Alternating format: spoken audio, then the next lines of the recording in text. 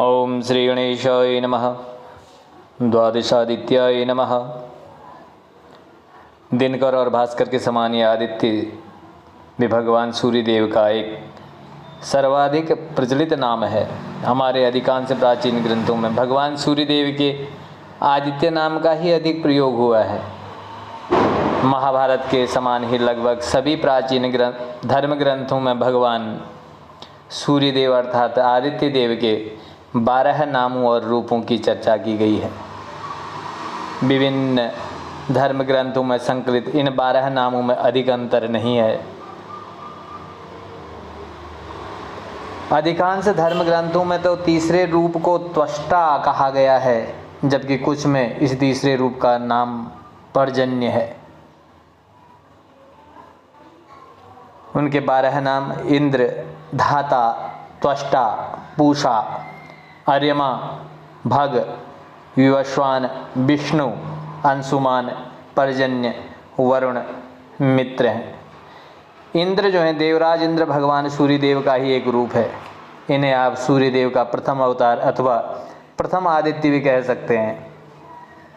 धाता जगत पिता ब्रह्मा जी का एक नाम धाता अथवा विधाता भी है। ब्रह्मा जी को हमारे शास्त्रों में भगवान सूर्यदेव का दूसरा अवतार तथा आदित्य देव का दूसरा रूप कहा गया है।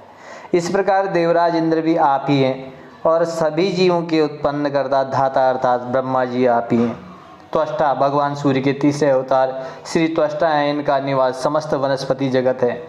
पेड़ पौधों, लता, बेलों और औषधियों में निवास करने वाले त्वष्टा देवता अपने तेज से उन सबको प्रभावशाली और जीवधारियों के भरण पोषण में समर्थ बनाए रखते हैं।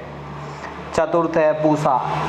चतुर्थ आदित्य पूषा का वास अन्न में है।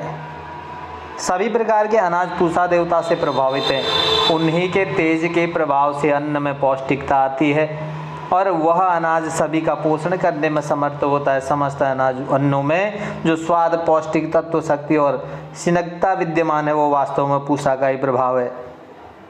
अरिमा वायु रूप में समस्त चराचर देव, मानव और जीव जंतु तथा वनस्पति जगत को प्रभावित करने वाले वायु देवता वास्तव में भगवान आदित्य के 5 अवतार रूप स्वरूप हैं। भग समस्त प्राणियों के शरीर में अंग विशेष के रूप में स्थित रहने वाले भग देवता श्री आदित्य देव के 6ठे रूप है। देहधारी प्राणियों तथा दृश्य दृश्य वैभव में निवास करने वाले भग देवता शरीर में चेतना, काम शक्ति और जीवनता का पोषण करते हैं।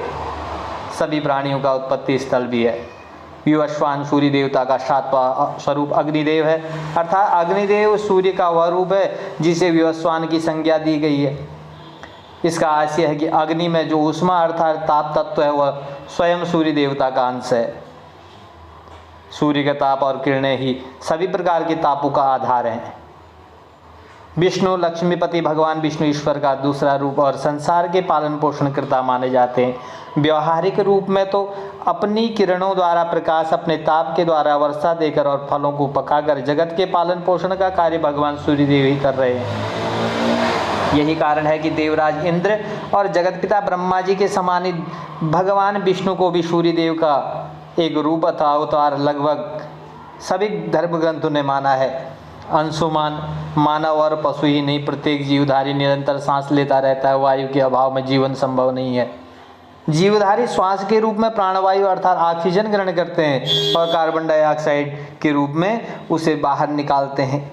दिन में जब तक सूर्य का प्रकाश रहता है पेड़ पौधे इस कार्बन डाइऑक्साइड गैस को ऑक्सीजन अर्थात प्राणवायु में बदलते रहते हैं। सूर्य के प्रकाश में ही पेड़ पौधे यह कार्य कर पाते हैं। यही कारण है कि सूर्य देव के 9वें रूप को अंशुमान अर्थात ऑक्सीजन निर्माता कहा गया है। पर्जन्य सूर्य देवता का 10वां रूप पर्जन्य जो मेघमंडल में बादलों में निवास करता है। बादलों में आपके निवास के कारण ही आपकी किरणों के प्रभाव से द्रवीभूत होकर बादल जल बरसाते हैं। वरुण बादलों और एक रूप वरुण है।